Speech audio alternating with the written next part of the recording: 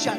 Never mind your liver, get to Gino spot. Gino spot. Get to Gino spot. Gino spot. Have a laugh, have a giggle, and exercise your middle. Have a Gino shot. Gino shot. Get to Gino spot. Gino spot. Get to Gino spot. Gino spot. Have a laugh, have a giggle, and exercise your middle. Get to Gino spot. Gino spot. Ladies and gentlemen, welcome to Center Stage.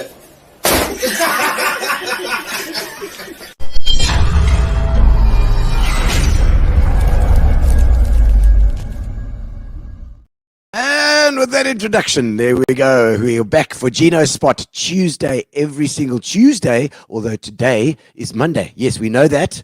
That is because I am away this Tuesday. I'm in Cape Town doing I'm doing a gig with Musi Mamani, actually. He's doing a little talk at Bridge House School in Franschhoek. So I will be sipping a bit of wine in Franschhoek tomorrow night, and we are going to rebroadcast this live now for you guys, and we are going to be broadcasting it again tomorrow night as well, a rebroadcast tomorrow night, because tonight is an interesting show. Indeed, it is our very first Sports Biscuit show. Sports Biscuit, of course, Neil Bisseker of erstwhile Algoa FM fame is going to be popping in every now and again and doing a bit of sport. He's obviously been involved in sport and in finding and searching for all the sports news for so long that I feel that he should really have a platform that he can do it with. And so we've got Sports Biscuit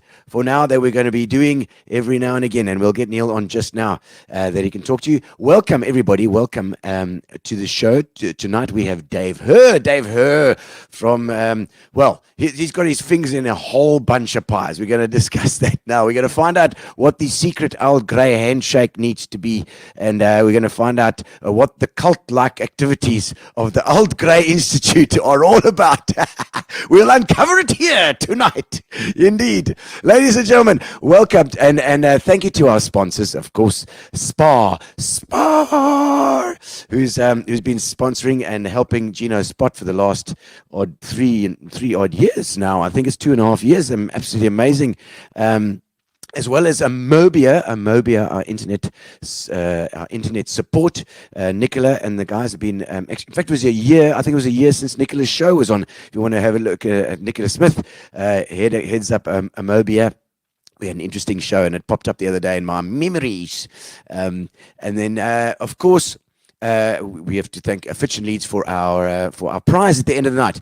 All of you that are online at the moment can win a case of Fitch and Leeds if you win our competition at the end. We're going to pick it from all of you. If you make comments in the comments, please put some comments in there. Also, please subscribe to our YouTube channel, because the YouTube channel is the best way to watch our show, our Gino Spot show. You can subscribe to it, and then you click on the bell, and then it reminds you every time, because in case you're ADD, just like me.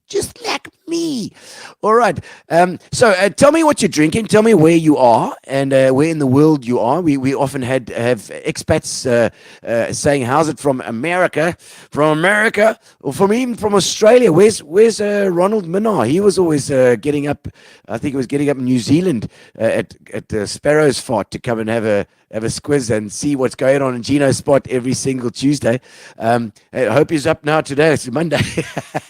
So tell me where you're watching from and what you are doing, or just send me a message and I'll sing your response in the comments. We'll sing the comments for you. We're gonna do a little song. We always do a little song to start. That's right. You shake my nerves and you rat on my brain. Too much love drives a man insane. You broke my will. Oh, Gavin Hogg, where is you today? Dylan Scott, Cooper is here. He says, hey, dude, give me the devil on. The devil sign, that's right. Pamela Ellis says, hi, Biscuit. Running late tonight. Brendan Kelly. He says, hi, Gino, I'm back. Unfortunately, you've been competing with the IPL for the last couple of weeks. Well, I'm sipping whiskey tonight. I've got got a little what she needs tonight. Camilla Ellis, a case of Obies would be nice to good. My God, that's a lot to drink. That's right, a whole case of Obies. You're gonna have Camilla Ellis walking around town. I don't know, dancing in the street. Bob Webster, don't you love her, Maddie? Thank you, God. That's right. Michael Offer, Bella Gino, and Tommy Hurr. That's right. We got the Bronze Arroyo. I'm in Raptors. You wildlife best estate in Hoots, break. Having that little Johnny Walker Black. That's a nice one. It's the benchmark of all the Johnny Walkers. That's right.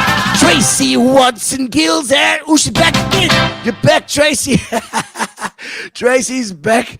Indeed. That's Tracy, of course, Olivier now. They just got married. I think Ian Olivier was on our show a little while ago, and they are back from their amazing honeymoon where they went all over the bloody place. You bastards. You bastards, while we were sitting here. Nikki Hur's online. She says, we do love Chommy Hur lots. I'm sure you do. I'm sure you do. And I see Bros Rose as well. Bros Rose says, lekker. Lekker. Thank you, guys. Lovely to have you all aboard tonight. We are going to start we're going to start the evening by inviting on my co-host tonight. It's a co-host tonight, but only for tonight because I'm sure. Well, I don't know. We don't know. We might do one together again shortly. But Neil Bisseker, come in over here.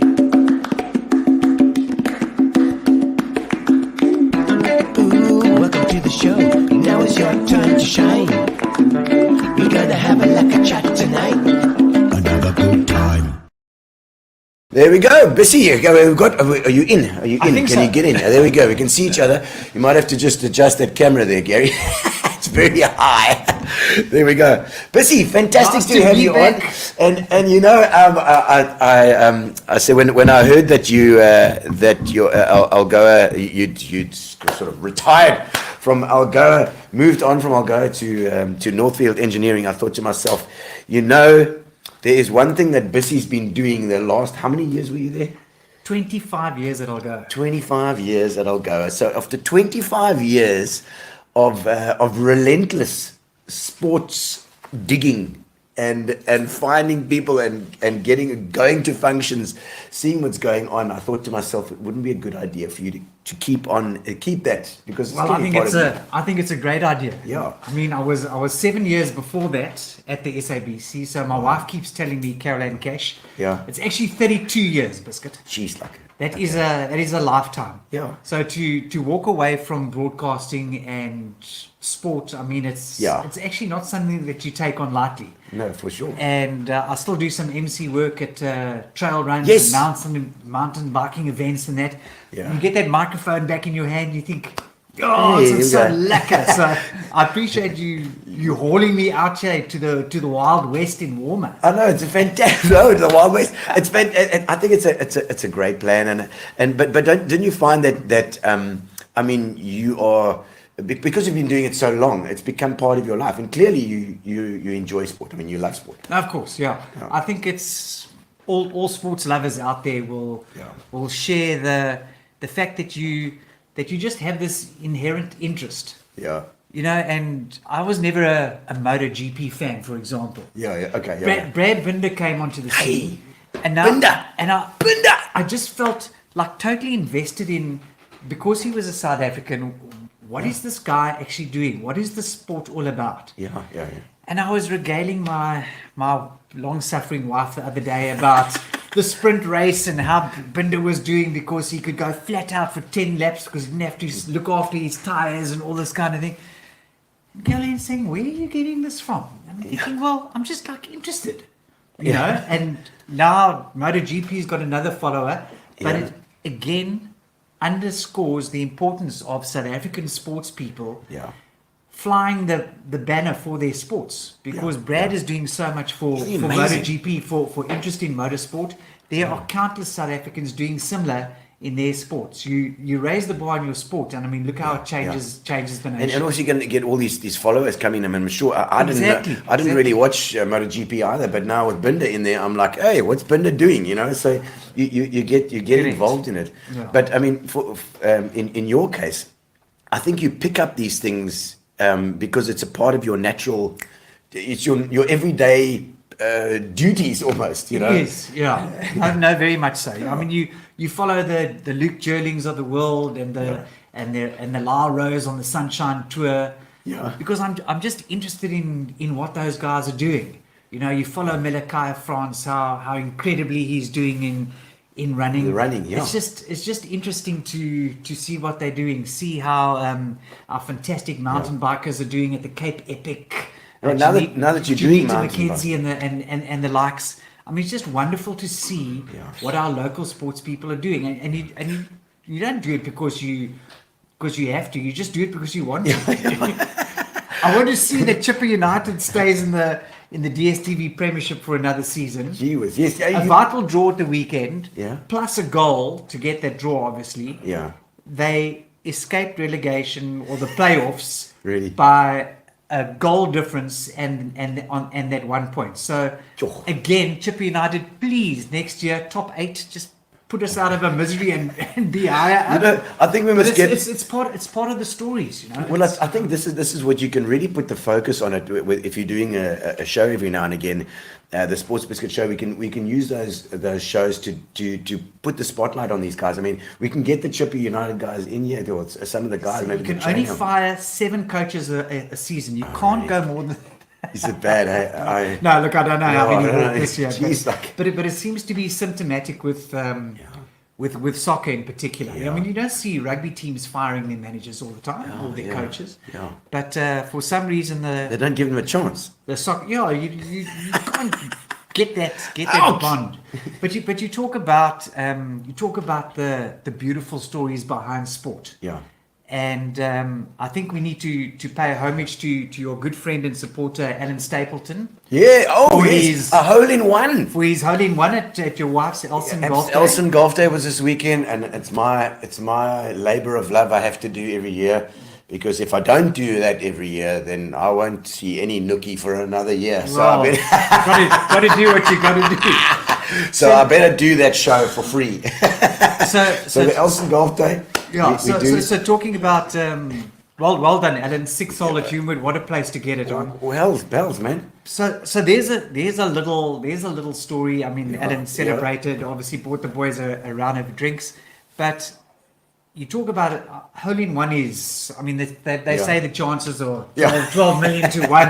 I mean, I managed to get one at Fancourt many years ago and haven't come Really? close since. But you know, you can at least say you've got it. And you've got insurance. Everybody's got this insurance. Yes, yeah. This That you insurance that you use do, wisely. and then you put they pay for whatever the drinks, because you have to ring the bell, and then there's this whole thing which I saw when it happened to Stapes. Yeah. Now Stapes was a bit worried, you know. Sure. He was a bit concerned.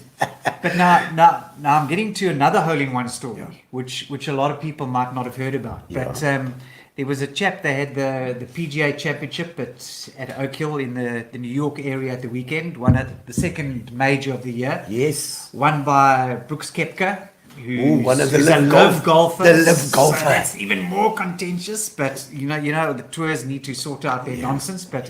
But be that as it may, so he grabbed the headlines as a live golfer winning his 5th major. Yeah. Pretty darn impressive. Yeah. But there was a chap in the field, and this is what I love about sport, is the little stories, the human interest stories. Yeah. So the PGA Championship is open to PGA club professionals. Okay. You obviously have to qualify. All right. But if you qualify, you get invited and you play in the field. Yeah. And you have to make the cut, otherwise you make no money. Otherwise, you make no money. Okay. So you are a professional, but you're not a touring professional. You're a club professional. Okay. Like we've got all our Yes, club professionals Titch here. Moore was here, and I think at that time it was. I just remember these names. Yes, The club, yeah. The club professionals. So Tish did play on tour, but you've got the club guys who sit in the pro shop and they organise your lessons. Graham Well at P Golf Club's a good example. You know. Okay. Cranwell. Yes. Staunch club pros. And they had a chap who played in the PGA. His name was Michael Block. Okay. So his day job is looking after a club in the area. Yeah. But he qualified for the PGA, Yeah. and he's playing in the second to last group last night in the company of Rory McIlroy. Yeah. Because Michael Block was playing. Really? Yeah, he was right up there in the top 10 the whole tournament. What does he do last night, or well, our time? Yeah. But he gets a hole in one. Oh, no ways. So Rory Jesus. McIlroy, who's this storied, Yeah. famous fan, I mean, he's probably the most loved Yeah. golfer in the world No, absolutely. right now. He says, well, I didn't hit very many memorable shots out there today. The most memorable shots came from my playing partner, Michael Block, who became the darling of the PGA Championship. Wow. No one had ever heard of this guy before. So you- Ever heard of him? You get that He finishes in the top 15, which means he automatically gets invited back next Okay, year. Fantastic. And the sponsors of this week's tournament Yes. very wisely decided to give him a sponsor's invite Quickly, while he's here. to this week's tournament. So he won't Yeah. be back behind the counter at the pro shop this week either. Wow. So he gets a But full those are the kind of beautiful stories, and you see the emotions of these guys. I mean, he couldn't believe what was happening to him, and the crowds were just loving the guy. Yeah. And it happened in the Professional Golfers Association's championship. Yeah. It happened in the PGA. I mean, Okay. you can't actually write these. You can't Yeah. script these kind of stories. That you can actually come within one tournament, you can actually just push yourself into that league. But you create so much excitement and so much love for yourself as a person Yeah. for the sport. The underdog. You inspire so many people. Yeah. And that's what I've always loved about sport. I've always just loved the human interest stories. Yeah, I mean that's essentially what sport's all about. It is. It is. It's like almost like music. I always, people say there's sport and there's music, and the music brings it breaks down barriers, cultural barriers. I mean, you're playing the same sport. It's the same as with music, where the music gets through the cultural barriers, Yeah. and which is what we need as well. So sport is a great way to unite people too. It's well documented. Absolutely. You told me about a few things and I don't know, a couple of little Yes, sporting yeah. tidbits that you had just to whet the appetite. I think we need to pay homage to Yes. to a good old mate of mine, Charles Jonk. I don't know if Yes. Charles is listening, but he's South Somebody Africa's tag Charles Young. Charles Jonk. Tag him. He's South Africa's number one snooker player, and he's from PE. He's right here on our doorstep, and he cleans up at pool. He cleans up at snooker. Yeah. He won all the major awards at their awards ceremony. Recently, highest break, SA champion, boom, snooker. Proper snooker, like And pool. he- Yeah. yeah, Not put in pool, yeah. But he can jawl at pool as well. I'm sure. It's probably a hustler. And- You're Yeah. Pool City, yeah. You see Charles Jonk walking into the guys' club with his snooker cue, run. Yeah, Because okay, he's gonna well, take I don't know the what he money. looks like. I was like, I put 5 rand on there. I'm going to lose it. But he got named in the SA team, and he's off to the Africa Championships in Morocco in a couple of weeks' time Okay. as a member of the SA team. So Wow. I Okay, think, I think we're all very proud of Charles. I actually shared the news because I still keep getting messages. WhatsApps. Yes, absolutely. 2.5 We must months get- after leaving, I'll go, hey, did you know this? Yes. Good, I'm glad. So I'll I'm send glad. it on to my old colleagues. Oh, And good, I good. miss them and I love them lots. And I actually heard them give Charles a lekker little plug on the wireless. Blank today. Okay. Good, And then good. I got this from she was a spa lady, Wendy Vestrot. Wendy Vestrot. She Yeah. was at Spa indeed. Yeah. She's now at Pearson. Yes, beautiful news. Essa Gangat Yeah. has been selected for the SA under-19 cricket team. He's still under 17 and in grade 11, and he was recently named in the team of 15 by Cricket South Africa after the final selection Under camp 19. in Pretoria. The team will travel to Bangladesh for a 5-match 50-over series starting this winter, and Essa is the first ever Pearson player to be selected for this team. Wow. Well done, Pearson. So Essa Gangat, watch that name. We are, you know. Lovely to hear these stories. These are the first time he's been chosen, and it's standard 9, eh? Then it's grade 11. So he's still got a couple So more he's years. got a couple more years to go, yeah. I mean, he's in the under 19s. That's pretty much the junior Springboks, isn't it? Well, absolutely. Junior Proteas. We've had so many under 19s that have gone all the way. So. Yeah. So we hope it's going to do it. Pearson doing so well as well. The school is it's such a big school now. My daughter was at Pearson, Yeah. Gemma down in Cape Town now, but Yeah. yeah. Lovely school. Look, I would have liked to have sent her to Grey. Oh, yeah. For some reason, it wasn't. No, we can't do that. But Biscuit, fantastic, lovely to have you aboard, and so please look out for this the Sports Biscuit shows in future as well. We're gonna make sure we do it regularly, and Sounds good. Tonight we're doing a bit of both. You can drive this interview, Neil, but we have a special guest on tonight, Dave Hurr from the old the chairman of the national chairman of the Old Grey, is it Institute? The Institute of Special Handshakes, the Institute of Funny Walks. All right, I don't know if there's a little intro to do.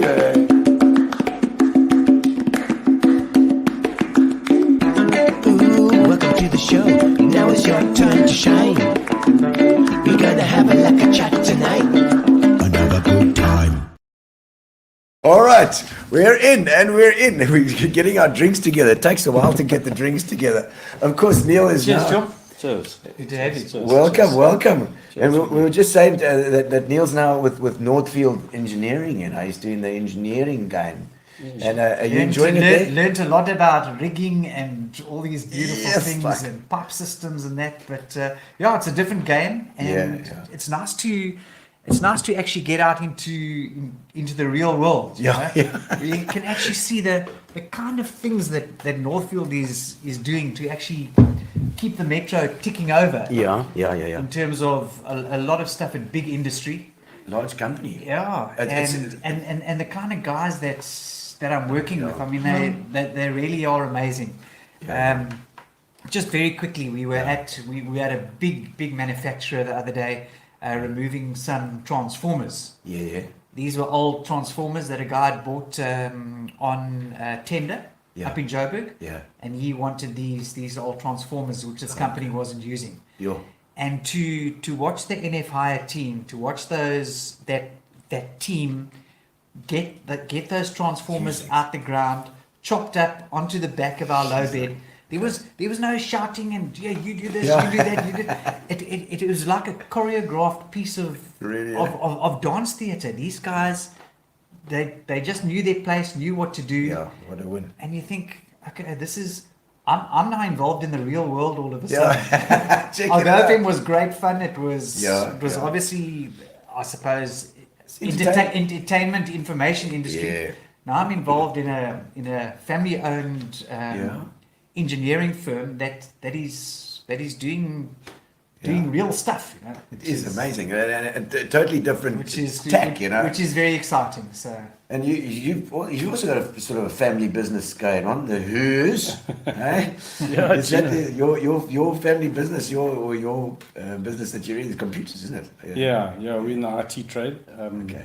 Specialized in payrolls, Gino. And, Payrolls. Payrolls Yeah, important. my dad started it in the mid-80s. And, Okay. and it's gone from strength to strength. Been very blessed with lots of wonderful clients.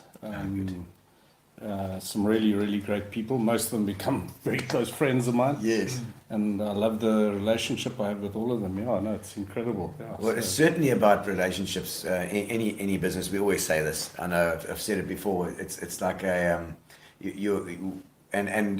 we need to support one another. Absolutely. Always support the local guys. Support your people around you. You know, because it doesn't matter what the rest of the world is doing out there. If we support each other, we're at least going to survive whatever we need to. You know. And I No, think it's- absolutely. And I think it's so key that you don't go running off to Joburg to go and buy your next computer. You buy it from That's it. Yeah, you we- buy it from a local payroll. company. Yeah. That's like, is it software? Yeah, we do mainly software stuff. Companies outsource their payrolls to us. Okay. And and then we do all the processing and do all the tax returns. It sounds and like stuff. So it sounds like something that everybody's going to moan at you about. can be a fairly taxing affair. I'm sure it can. But very blessed to have lots of very, very nice clients who, as I say, really, really look after us. Very major part of Port Elizabeth.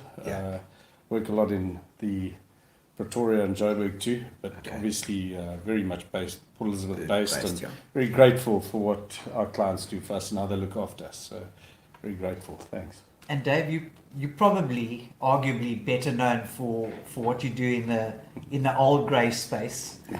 So I think that's where the stories lie. We've all got to earn our bread and butter, as you just described. But you were telling us off air that it all started with a certain hockey club, and before you knew it, you were in deep, eh? Yeah, Neil. I know that one of your previous guys on here, Gavin Hogg. Yes. He's on here tonight. Yeah, I'm sure. We must actually look at some of these comments just Gavin, now. absolute blooming legend in Port Elizabeth, as far as I'm cared. Boss. Wonderful, wonderful human being. A very honourable man too. Somebody I've spent probably my entire life with in a sporting environment. Dragged me into Pirates hockey at the age of, I was trying to work it out quickly, 14, 1981. Yo. And was the first guy to shake my hand when I walked in, and offered me a place in the schoolboy side at Pirates. And I went from strength to strength. Obviously, while you do your tertiary education, you play for your club there. But obviously returned back to Pirates. And 1992 ended up with joining the committee, eventually became the club captain. And then what they call the president of Pirates, Pirates there in Westview Drive next to the PE Golf Club. The pioneers of business in Port Elizabeth honestly belong to the club. Fantastic, fantastic place. And in 1996, we decided at our 60th reunion to have a big dinner to raise money, as the municipality in those days allowed you to purchase the ground for sports and recreation. And we went ahead with it. And Did you buy that ground? yeah, we ended up buying the ground after having a function. That we did down in the Feather Market Centre. Yeah. And I suppose I wish I could remember who the band was, and I think you mentioned Mischief. You said it was because from the Chinese community here as well. That's At right. that time. That's But right. the one guy that wasn't Chinese was Chris Dexton, who was a mate of mine who was bass player, worked at Delta. And everybody always thought he was Chinese because he was just playing with the Chinese. It was Larry Wong and the guys from the band, Cecily Wong, his wife, Shabby's late Cecily Wong, but a great band. So they were playing that night. We couldn't get anybody to go home. Yeah, That was the problem. They were a great The band. guys, really it good. was an evening ball gown, in bow ties and long dresses and everything, and we actually couldn't get anybody to go home. That's how big a problem it was. And it was. Oh, there we go. So some comments popping up already, Dave. We're not going to get away from the comments tonight. Grant Botton says, "How's it?" He says, "Tell us a story about the Argentinian hockey team you played against." Yeah.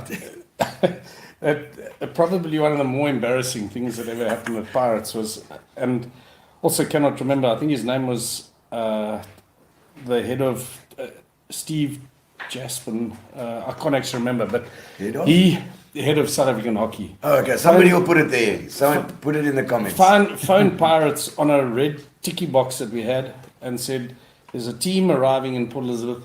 Please, could you organise, host these guys, host this team, and look after them, and really see that they get looked after. Yeah. Nice South African bra, and, Yeah. they'd like a nice hockey match. And they're Argentinians. And they were Argentinians. Anyway, the bus turned into Westview Drive, and it came down there, and really it wasn't a bunch of men, it was a bunch of girls. Like Anyway, the gentlemen that we were, yes, of course. the gentlemen that we were. Oh, all of a sudden it's quite. Better up the game. No, I can't even remember how we played it, but I think we actually got beat. Really? They were a great side, yeah. Very funny, yeah. But I'm sure it was. They were very pleased to have a bunch of girls. It was probably much more fun than they thought. And then the old grey union stuff. Did that sort of morph from that experience into sort of being involved in administration to a point? Neil, what really happened was, I think your hockey career comes to an end. I've been playing hockey for a number of years. I also played cricket and squash for Old Grey. I always had a very strong allegiance to Old Grey, but for reasons that I won't mention, I spent my hockey career at Pirates and my cricket and squash career at Old Grey. Interesting to note that Gavin Hogg actually was skipper of one of the squash sides I played for, and we only played on Thursday nights, and that was only so that we could bra. Oh, really? Because they were the only lot of brown. And we won that league for many, many years, actually. We were a bunch of ringers, and and it was an exceptional amount of fun that we had. And it went on for years and years and years. We had some very, very good sports people that played for us in that team. Yeah, a lot of the EP cricketers used to come and play with us. Okay.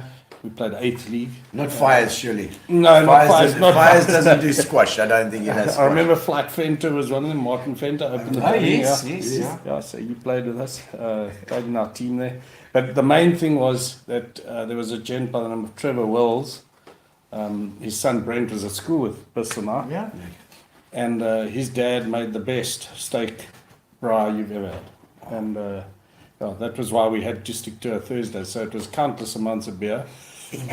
I remember getting home at 4:45 one morning from Jeffreys Bay. We got involved with some fishermen after a match there, and I think we were beat as well. But they beat us in the bar too. As well. They didn't just stop there. Yeah. And look at Old Grey today. I mean, we obviously had our founders weekend against Wynberg. We had 5,000 people on the Khaleesi field. Amazing. And you look at what Old Grey or what the Grey stands for in terms of these founders weekends, and you just got Grey boys from all over the world coming, and then you've got the Old Grey Club going until the sun comes up the next morning. But the Old Grey Club has really sort of just gone from strength to strength. Now you've got your paddle tennis there, so maybe just bring guys up to speed as to what's happening in Old Grey, because you can't park there anymore because you've got these glass courts there. Yeah, that's true. I have to tell you, parking is not a subject I like to talk No, about. I get it. But Neil, I think to do that we'd have to go back a little bit, into the early 2000s. A very, very close friend of certainly my dad's, chaplain Johnny Lynch, took over the Old Grey Club. And the Old Grey Union, you need to understand how it works, but the Old Grey Union is actually the head. And under that, we own an asset of ours is the Old Grey Club. So we oversee it financially, etc., etc. And Johnny Lynch wanted to bump up the Old Grey Union, the Old Boys. And he took it over and handed it over. He took it over and he set the wheels in motion, and then he wanted some young bucks to join him, and that happened to end up being a very close friend of mine, Gary Sim. You'd know Gary from the 1982 class at Grey. You'd know him, Gino. Yes, I know Gary. I've seen him there. Absolute legend at Old Grey. Absolutely, ran the Old Grey Club for many years. He put a process in place of outsourcing the club and getting a rental in. And I think a very brave move at the time, but a very sensible move. And Johnny Lynch ran with it, and he was then followed by a gent by the name of Brian Knox. Brian from Blasting Excavating days. Also quite a well-known personality in Blow stuff up. Yeah, he likes to blow things up. Yes, like dams and things, Jeez, and like- roads and everything. Very Quite a job. lovely What guy was he too. like at school? Explosive personality. Well, the school's still there. Yeah, still there. So it survived him. So Brian then took over from Johnny. Unfortunately, Johnny got seriously ill and then passed. But a very good human being, and Brian took over from him, and we then formed a thing called the Grey Foundation, and we needed a way to try and find a way that we could look into into creating an income stream to be able to support bursaries and look after kids that actually need that help and need a Model C education, which we believe and still believe very strongly in would benefit the community of South Africa. Brian took us over, and I then stood in as national president for him. And Brian and I have worked as a tag team very closely. And Gary Sim obviously upgrading the club as he could financially find resources to do. Yeah. So I actually believe the rebirth of the club started with Gary. I think the Grey Foundation, the rebirth of that. Interestingly, my dad actually started the Grey Foundation, which in the old days was called the Grey Institute Development Trust in the late 70s. Okay. And and it's gone from strength to strength. Today So you mean before there was just kind of an old scholars thing or something, probably. Very much so. But it really got organized. Yeah. It is part of the I mean, Grey as a school, it's an amazing school. It is, and it's, you know, I mean, I'm at VP and I was VP boy and I see how they are organizing these old scholars things, because before they were really not organized as such. They didn't actually concentrate on there were a whole bunch of these old scholars that were just out there, and they might come and support the school here if there was a derby day or something, or you know, but it wasn't organized into any sort of club, you know. And so I think Grey's probably got one of the strongest sort of old boy systems in the country because of the guys like Dave Hurr. Yeah, Neil, it's a collective effort. Let me tell you, I've got a very strong committee that sit around us. We've got a very good person that looks after us in Lauren McClelland. And with her, she's got two ladies in the Grey Foundation who also do a lot. Make no mistake, it's been a team effort. It's not a Dave Hurr's effort. It's a team effort on behalf of all of them. But I think I think the thing that I would say would be what we are most proud of, and certainly me in my personal capacity, would be that we haven't only focused on Grey. I think we've also tried to help other schools. You know, the previous rector of Grey, Neil Crawford.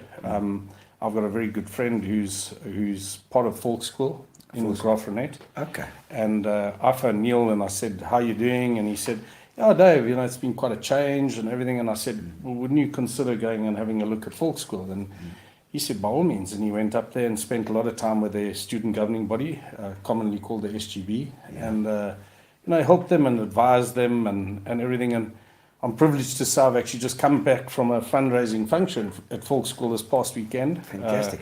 And 12 of us left PE and went to their fundraiser this weekend, and unbelievable to see how well they're doing. And you know, Neil now even sits on the board at Woodridge, and I keep saying that I think it's so important for schools to all be like-minded and all be strong in your vicinity. Grey needs somebody to play sport against on a Saturday and a Wednesday. And these days, travelling has become excessively expensive. For people to travel to Cape Town. People, you know, we've just had the Queen's Derby this weekend. You've got to move 500 people up, plus the parents, for a weekend of sport. You know, it's an impressive scene and costly. So I think it's important that we have strong VPs and Westrings and Fransbys and Pearsons. Absolutely right. Yeah, we do. Forgive me if I leave anybody out, but I think you get the drift of what I'm trying to say. In PE, though, it's for sure. We've got a lot of strong schools in PE. I mean, when we had to choose for our kids as well, there are a lot of options out there. You know, and the old adage is, the better the competition, the more competition there is, the healthier it is. The better the whole. Absolutely. And not every school can offer bursaries for want of a myriad of reasons. But you touched on the bursaries, I mean you try and give away what, 70 bursaries, somewhere around there? Yeah, we at the moment we're around about 70 bursaries across. That's a lot of bursaries. Yeah, it is, Neil. You know, my hat's off to people like Brian Knox and Andrew Bradley. Andrew Bradley is Cape Town and London-based old boy, who's now the chairman of the Grey Foundation. Works, you know, Also, the other thing to also remember is all these guys that work like this are working in honorarium, man. Yeah, You know, there's no cash incentive to anybody. And I mean, I think that must always be spelled out very clearly too. You know, these guys give up a huge amount of time to try and look after people, and you know, to try and see that we get the kid who is a deserving recipient of a bursary. And you know, a lot of people always say, it's just rugby. Well, it's not actually. It's absolutely not. It's academic. It's music. It's across the broad spectrum of all of the entire school, and I think that's what we've got. That's right. Yeah. You know, do we make mistakes? Of course we do. Of course we do. You know, but I think the important thing is we try and learn from them all the time, and you know, our old boys keep us honest, and that's what I appreciate. Yeah. And the fact is that you've been the national president of the Old Grey Union for you were saying how many terms? 3.5 terms. Well, I think It's a big responsibility, Dave, but clearly something that you've loved doing. I mean, you put your hand up, and there was obviously a process to get where you did. But the fact that you stuck it out and said not 1 term, not 2 terms, 3, going on 4 terms as the national president of a wonderful institution must be massively rewarding, and I'm sure you can look back very fondly on your journey. No, I can. It's been an incredible journey. It really has. It's been but it came with a lot of support from a lot of people. Yeah. Wives, kids, moms, dads, you know, my entire family in the support. It's been a wonderful journey. I will say that we've had a hell of a lot of fun along the way too. So touch on some of the fun stuff, taxi rides and the like.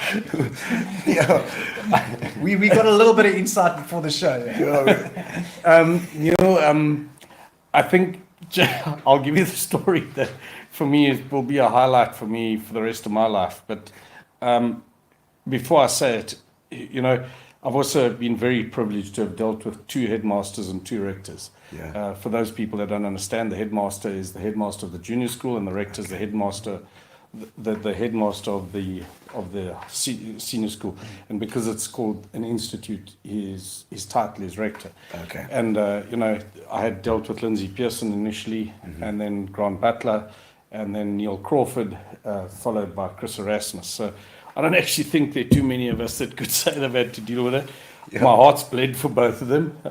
You know, taking over both of them in the middle of COVID. Sure. And I think if either of those 2 were ever interviewed by you, I think their proudest moment is they've never missed a day of school. Sure. So, you know, my hat's off to both those guys for how they managed to clean that up, you know. Yeah. We'll have to get him on. Yeah. But, you know, as I said, and obviously we don't want this thing to all be serious, but one of my real funny stories that I dealt with in my entire life was we've got Lauren, and Lauren is our employee of the Old Boys, and she's taken us to new levels since Ian Pringle resigned or retired. And Lauren is technologically way more advanced than all of us. Okay. And we were standing outside Old Johnny's, and she turned to Brian Knox. And Where's she Old said, Johnny's? Old Johnny's in Johannesburg. In Johannesburg? Yeah, Is that yeah, a pub? yeah. Or Yeah, no, it's a club. a club? Yeah. Old Johnny's. Yes, Old we had Johnny's, our like a Old Boys very dinner nice there. club, eh? We'd had our Old Boys dinner there. Okay. And Yeah. wonderful castle. Yeah, lovely. Wonderful. One of Fires is castle. Yeah, one of Fires is castle. Sorry, Fires, we just had some of your castle. Thanks, Fires. And That guy says, the beer's empty. What's that? Dave's beer's empty. We'll get another one. Don't worry, Grant. Dave's beer's empty. Yeah. Thanks, Grant. And Lauren turned to Brian and she said, you know, I'm tired of having to do everything for you old buggers. Won't you please order the Uber? Anyway, Brian said, absolutely no problem. Pulled out his phone and sort of, after a bottle of red wine and a couple of beers, ordered us an Uber. And his phone made the noise of money going out of it, you know, ching ching, like that. And he looked at the bill, and it was 13,544 rand. And Brian suddenly realized he'd ordered an Uber from Johannesburg to his farm in Bedford. Anyway, It's so bad. anyway, so we pulled Brian apart for years about this, and it went on and on and imagine on. him. Yeah. Imagine him sleeping in the back. Hey, but where we going? No, you said I'm going to Bedford. We're going to Bedford. So anyway, this went on for years. But Chris Erasmus, the director of Grey, wanted to introduce Robbie Kempson to the Cape Town community as the new director of rugby at Grey. So we invited Robbie to our All Boys dinner in Cape Town. Okay. And at about 8 o'clock, we suddenly got very hungry. And we decided, no, we want to go to a restaurant on our way home. So we went to this restaurant, trying to keep the story short. No, fine, no rules here. And after several bottles of wine at the table, the five of us are sitting there. And Robbie and Lauren said to me, Dave, it's your turn to order an Uber. So I said to the waitress as I was walking out, there's two entrances to the restaurant. There's this entrance and one on the left. So the waitress said to me, where are you going? And I said, to this bed and breakfast. She said, well, go out that door on the left. So we went out the door on the left, and and we stood there in the driveway for 20 minutes waiting for the Uber to arrive. And the Uber arrived, and this guy got out the car, and he had to rearrange his whole car because there were five of us. He had to put down another seat and everything and rearrange his whole car. But all the time he kept looking at me like I was absolutely not with the game. And anyway, I didn't look at my phone. So we took off, and we only took off in one gear. I paced it. It was 13.7 paces. When he stopped and said, you've arrived at your destination. And it cost me 13 Rand 50. Yes, like, That is let's so just drive bad. me 13 meters down the road. Let's have a quick look at these That is things beautiful. before we get to the next ones here. Bissy, let's have a look at some of these things. Please say hi to Dave and Neil from me, watching all the way in the USA. Stuart Washington, thank you.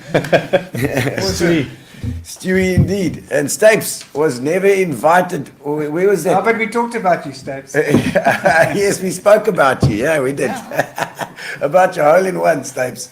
And let me tell you, his hole-in-one, he had to wait until the end of the night. He was happy that I was doing the MC work because it went quite late, and a lot of the guys had gone by the time he rang the bell. I think he was worried about that. He still owes us one. He still owes a beer, Stapes. Vessel Ludbard says, Lekker Dave. Well, these mates of yours. There's Gavin. Gavin Hogg, come on, Walmer. Come on, Walmer. I think that is synonymous with Gavin Hogg. One of the proudest Walmer sports club men I know. Really? And was absolutely devastated when their cricket and hockey sections closed down. What more can I say about Gavin Hogg? No, I don't. Just Say it talking about- about Gavin Hogg, we were at Old Grey the other day having a little meeting, and there's Sarah Boss all over the wall. He's obviously put quite a lot of memorabilia there. Yeah. And I look out the door, and there's Gavin Hogg and his mates. Dave Emsley was among the four ball. I don't know what you call them, or the quartet playing pedal ball. But having a whale of a time. Yeah. So we touched on it, but Paddle just tell us about the paddle ball and the likes of Gavin Hogg and Dave Emsley and Brad Miller. I mean, these guys are playing the sport like it's the next big thing.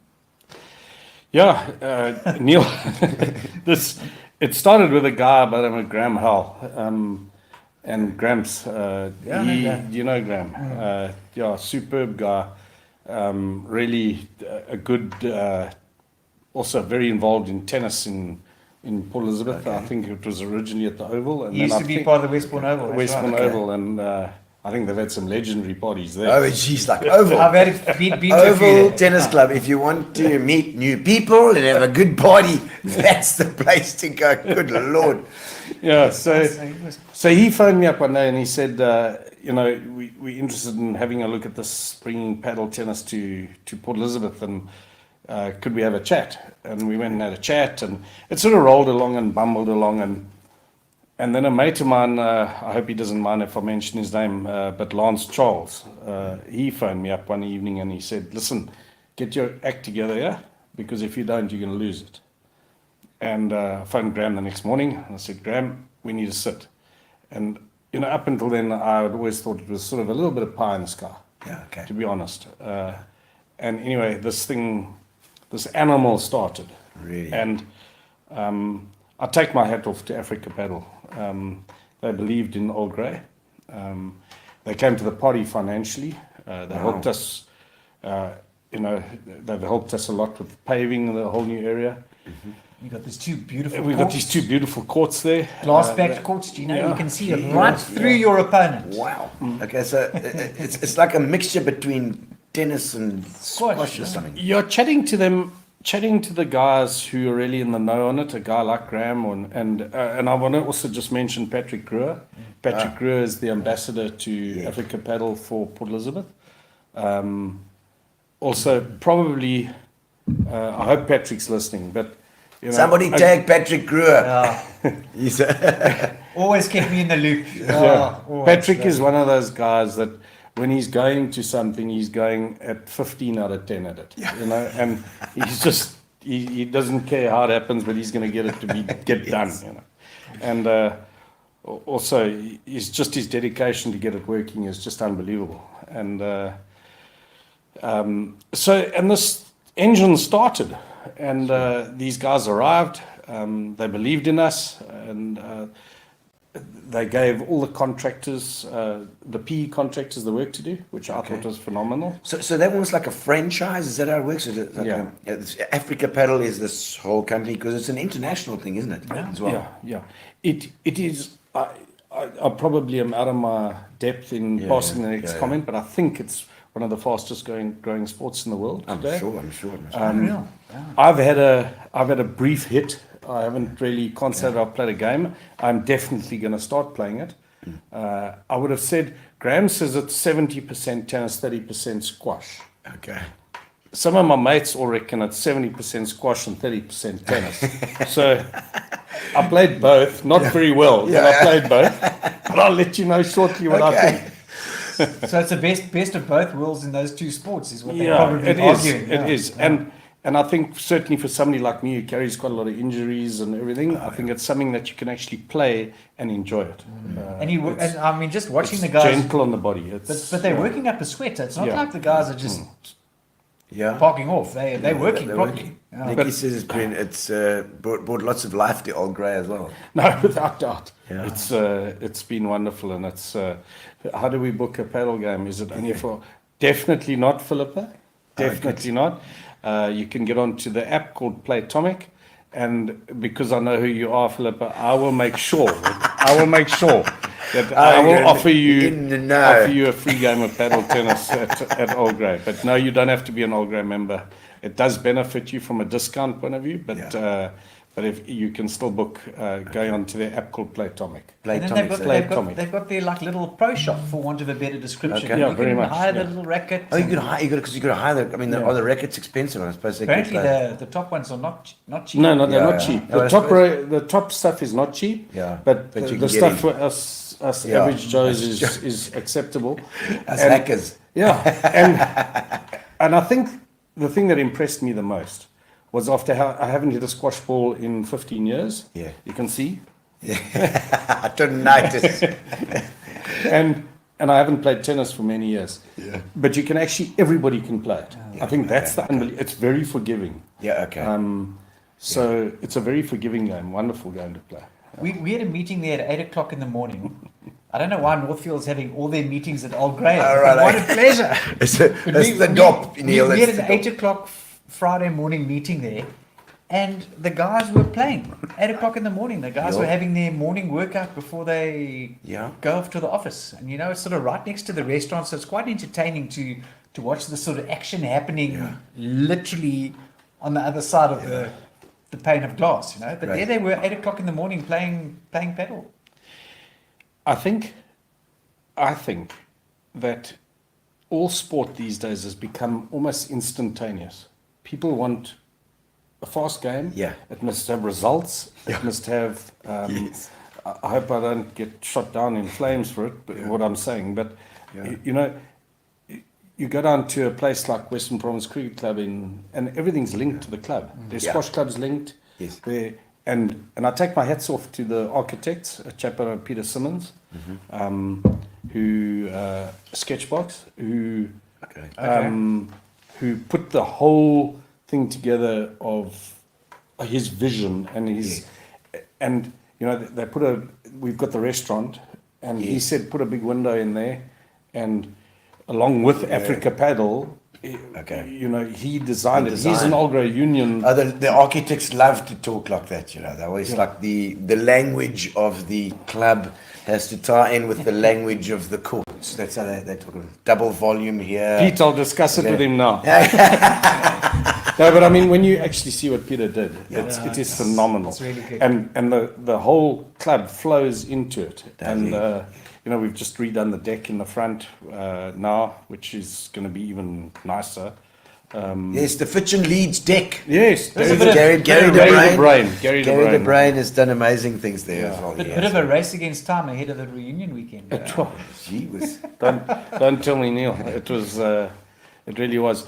And, you know, maybe it's time that I just say a little bit, because it's unbelievable when you,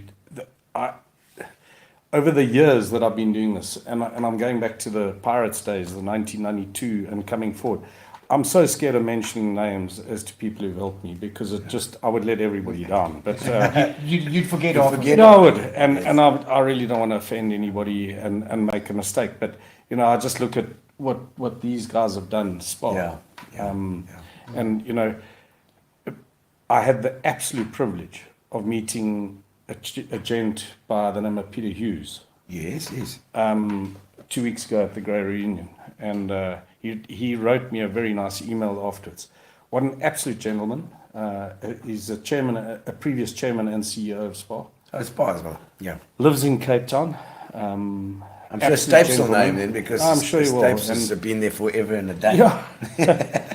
But you know, and then you meet you see this Fitch and Leeds here, and Gary Yeah. de Bruin, Yeah. and Gavin Hogg with Cerebos, and Yeah.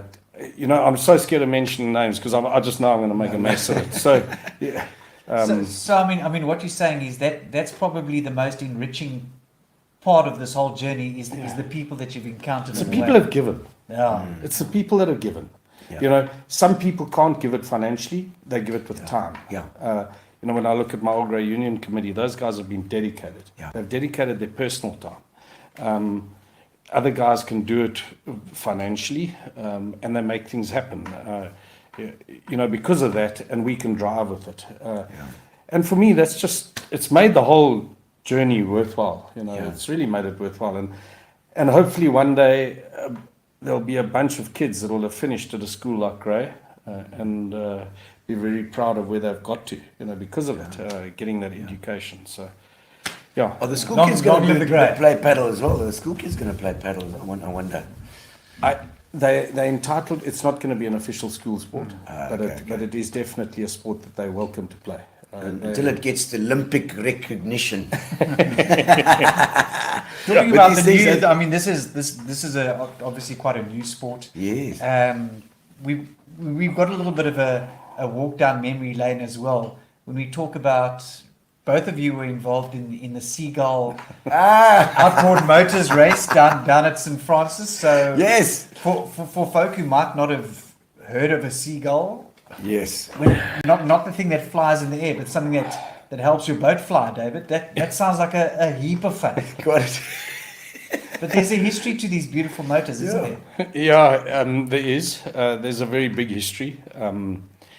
I think probably if you really want to get the real truth out the whole thing, you need to get a guy like Dale Cunningham from Yes. Kenton, yeah? Yes. Oh, Dale, Yeah, yes. Dale, yes. And get Dale on there. Somebody tag Dale, because we need to have him in sometime talking Yeah, about you the need to. Seagull Regatta. Yeah, and Dale, the Butt family, and again, I'm probably out of line again, but the Butt family, I think, had a regatta every year in memory of the vintage Seagulls. And the Seagulls had a lot to do with the extraction of troops in the World War II, where the Admiral had said, anybody with a boat go and help fetch people. Yes, of course. D-Day. A D-Day, Yeah, yeah. was it D-Day? No, No, D-Day, the other one. Dunkirk. The was Dunkirk. Dunkirk. Dunkirk. Yeah, we had to rescue Yeah. all those soldiers coming out. And they said, In literally any kind said, of floating they craft, literally yeah. said, any kind of craft, get across the channel and fetch our boys. And there was this whole, and all these guys, and they went across with seagulls. The Seagull motor is just to explain as well for the guys. It's I mean my one that I got from my Italian grandfather is 1946. So but they go down to the early 30s and 20s. I mean, they're really old motors, and they've got this spinning like a flywheel on the top. So it's a thing that spins around. It's more so right, and then you wind around the rope with a piece of wood on it, and you get everything right. You got to put the petrol in. You got to make sure you pump some petrol. Pump some petrol in. Pump some petrol. Do the choke or whatever. Some of them got chokes, some of them haven't got chokes, whatever. And then you pull this thing, and it just flies. So if your rope gets caught in this thing, you're going to be decapitated. So you got to just make sure everything's right, like a pulling your parachute.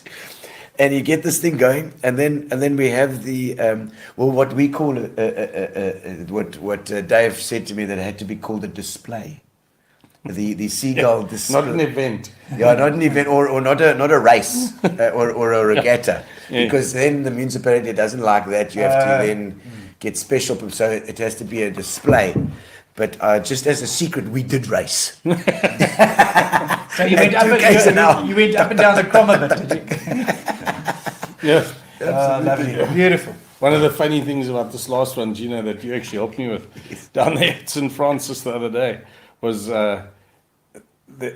we knew that there was a big Wesley coming up, and we did, and the canal riparians gave us the opportunity to drive our boats through their canals and back out and back up the river to our house at the top, and we knew that there was a big southwester coming up, and we warned everybody that anybody with small boats perhaps shouldn't go. Anyway, everybody left. Everybody left. And we're going. Everyone went. Yeah, and there was just a fantastic opportunity for a guy in Grahamstown, Don Chandler. Yes. He started his engine, just like you said, started it, and it blew the entire carburetor off the side of the engine when it backfired. So anyway, so we went through the canals, and on the way back, and for the life of me, I cannot remember his name right now, but they sank. Yes, they were. And they went to the bottom. Their boat sank. And anyway, he swam around it 3 times. And he comes from Kumcha. Kumcha. Yeah. And anyway, so he swam around his boat 3 times. When the police boat came up to him and said to him, "Sir, why don't you just stand up?" And he stood up and he was waist deep.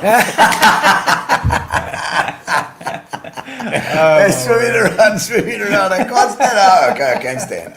And he said, anyway, can I take the story a little further? Yeah. Anyway, Nicholas, when he got into the police boat, this old gent, he's 82. Yeah. He said to Nicholas, "Do you realize that that's the first time I've swum in 40 years?" And he swam around his boat 3 times. He took his shirt off and he had a gun. His 38 special on his chest, and Nicholas jumped into the river to get away from him. I'm sure. I remember that. I saw him cleaning it on the side of the river. Then people said, "Is this normal?" Yes, licensed. It's licensed. Oh my soul, insane. I see Tracy Watson there. Tracy Olivier saying something about the thing. I remember I'm looking for a Seagull racer. Oh yes. Yes, Ian, you've got to do it. He wants to come and do the race. It's Ian Olivier there on his wife, on his new wife. He's already taken over bloody Facebook. You see that? That's what happens when you get married. So now, how accessible is it to get your hands on a Seagull? Neil, Not to easy. find a Seagull is not easy at the moment. Guys are even importing them from England, yeah. From England, yeah. And But they hire them, don't they? Some guys hire them.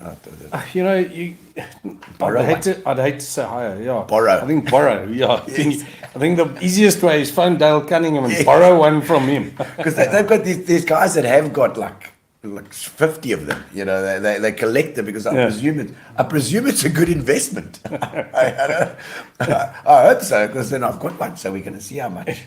Yeah, I know. $1 million. Yeah.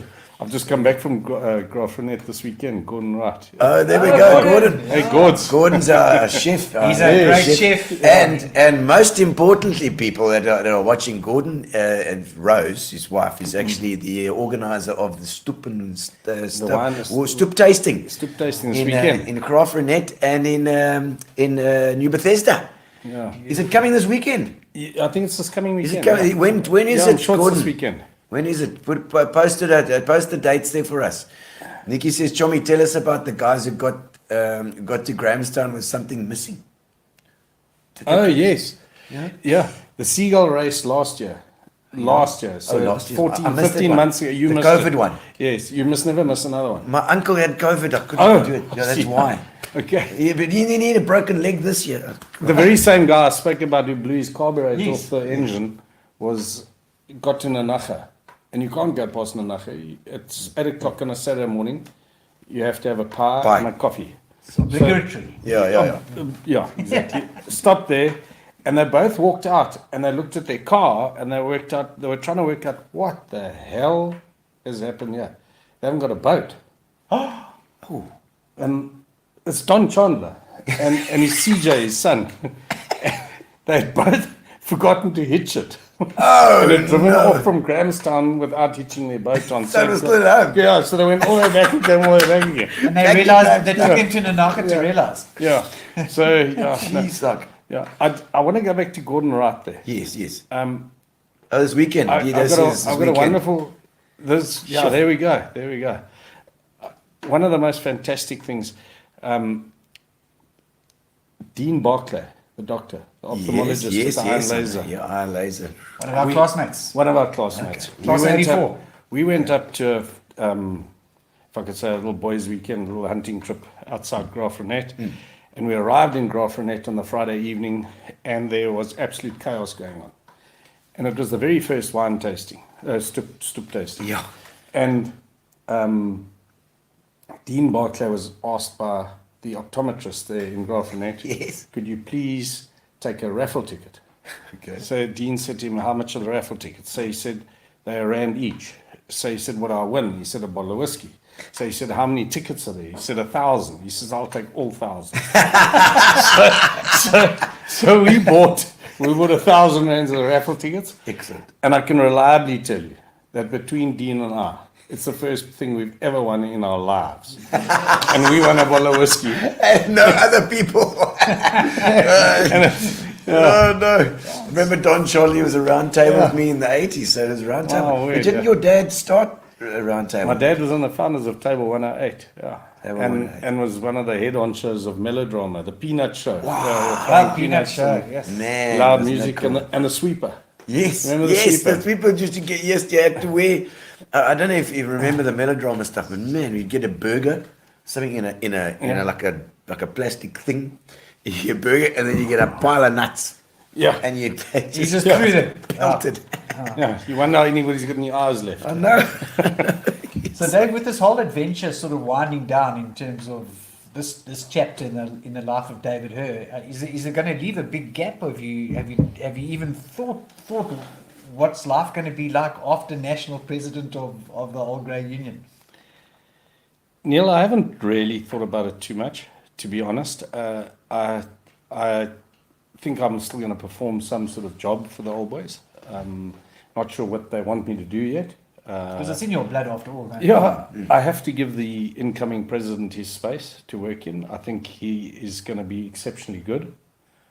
His name is Mike Swanepoel. Obviously, he's got to be voted in AGM. But, you know, I will be there to help him where I can. I will give him as much support as I can. I'm hoping I'll be able to do a bit more stuff that, you know, our kids and wives want to do. Yeah. And my wife wants to do, and Beth. You know, so I haven't really given it a hell of a lot of thought. Maybe we'll organise a few more Seagull regattas. There we go. That'd be fantastic. This job or role, it took you overseas quite a bit to some of the other London. grey unions. Yeah, or London. Old Greys. Yeah, I never did the New York trip, which perhaps would have been one that I would love to have done. I was offered the opportunity to go to the Old Boys dinner in London, in New York, sorry. Did the London trip, unbelievable, really was unbelievable. Must be amazing. Going there, yeah. Was homed with an Old Boy friend of mine, Leslie Bergman. We spent time at his home. Unbelievable place, right at the back of Lord's cricket ground. yeah. So, yeah, I mean, that sort of thing was just unbelievable to see these things. Yeah.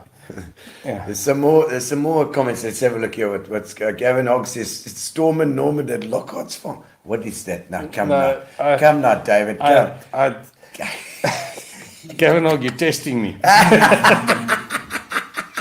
How's he going to tell the story without can't. getting himself into cuck? Yeah, Gavin. That's so funny. No, listen, that Gavin Hogg knows Too much. Yeah, no. He knows too much. No, I just can't tell it just because I can't do it without swearing. And I'm not prepared We're to okay swear, with yeah, swearing. carry on. No, we're allowed to swear. Yeah, we're allowed to swear. It's okay. There you go, Paul Morrick. Paul Morrick, Here hey, we Paul, go. how's Paul. it? Yeah, his mom works for me. Oh, excellent. Well, Lives in Paul was at George. school with me. Is it the Really? same Paul Morrick? I'm Is it sure it same will be. Paul Morrick there? Or the Morricks are all at VP, I think. Yeah. That's Paul Morrick. I know Paul Morrick. Okay. Absolutely. Nice to see you, bro. And I see Brian Sarai says, if it was Lockhart's Farm, it could have only been fun. No, is that- Brian, you don't understand. Huge amount of fun. What is Lockhart's Farm? Is that a spot Well, out there? He's got a farm in Bedford, just outside Bedford. Houses a cricket field there called the MCG.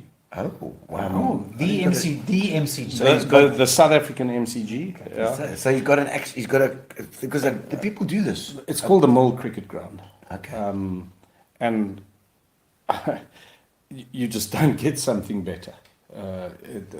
He's extremely proud of it. He's worked hell of a hard at it. Yeah.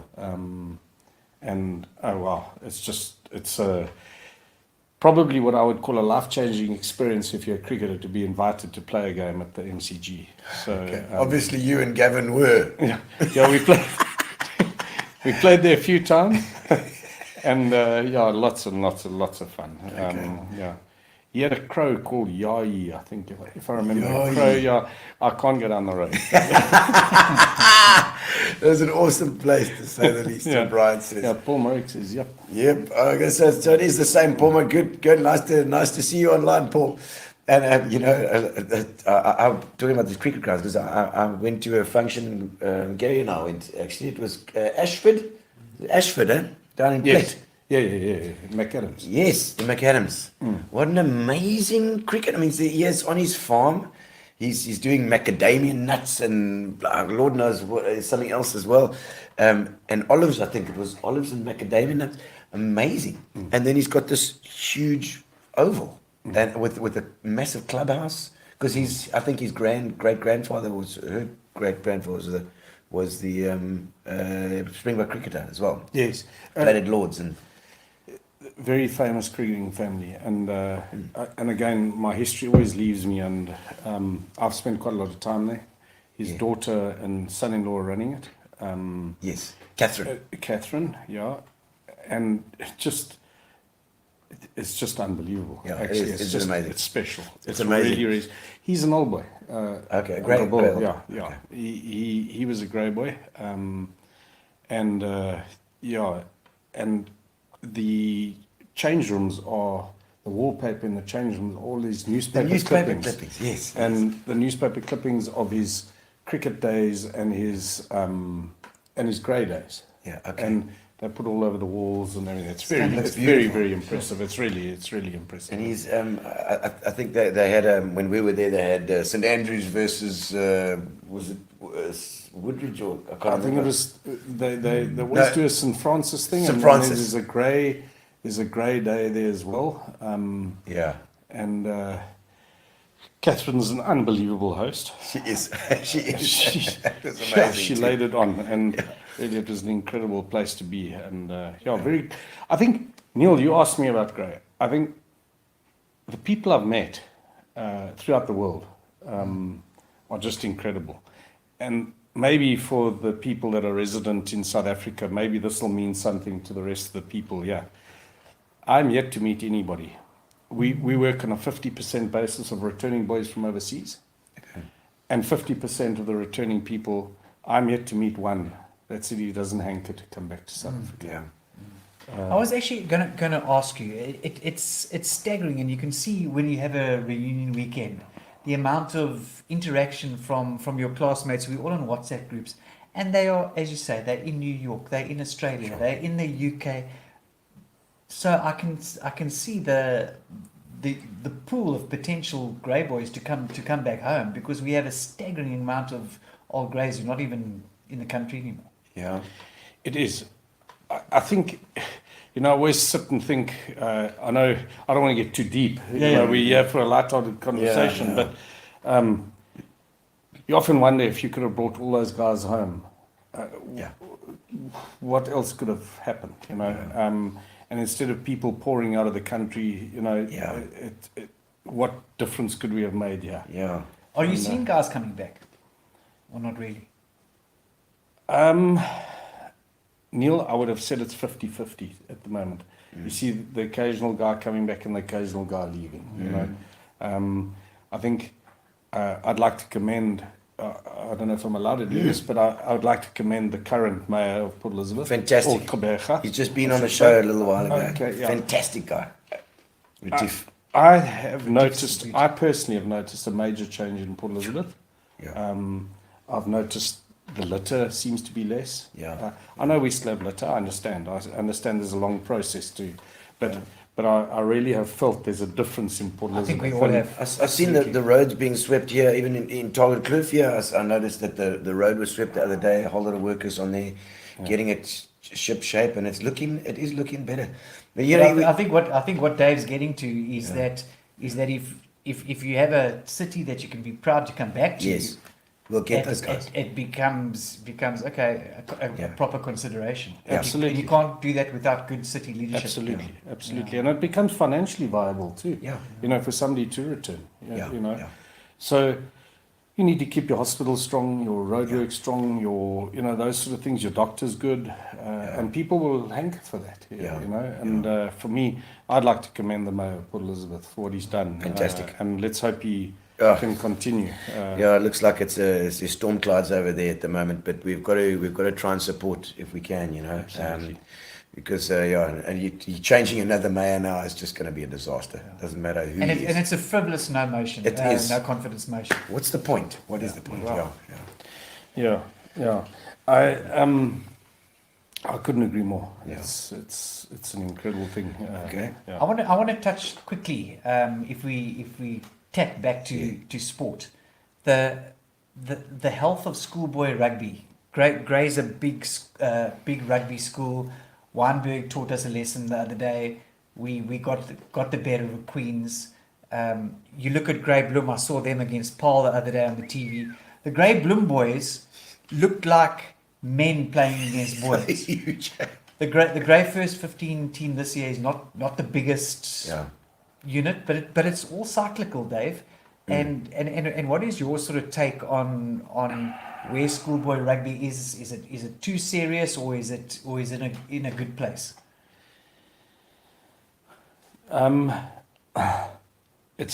You're asking a very, very difficult I know. question. Sorry. No. Just interested to hear your thoughts. Yeah. If I had to give you my personal thoughts, Yeah. my personal thoughts are that I love schoolboy rugby.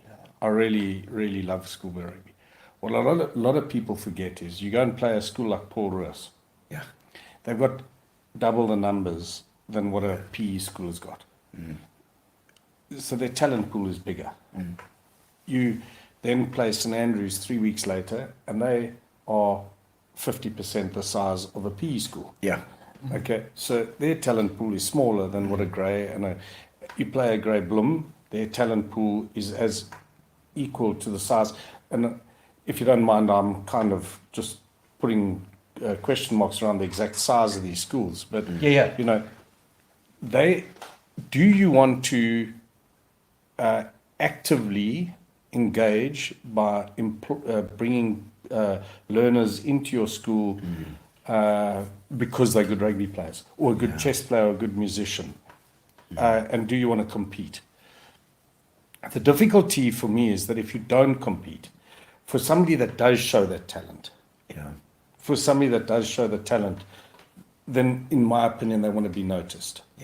And if they're going to, do they want to be at a second tier level or a first tier level? If and rugby no longer, sadly, no longer rarely have a club level. So you've got your first team. Yeah, very true. You've got your first team at school. You've got your varsity cup, and from there, where do you go? Yeah. You've got probably from there you've got your jump to Curry Cup, B section, A section, Curry Cup, and from there to your old Super 14 or 15 Yes. or your URC.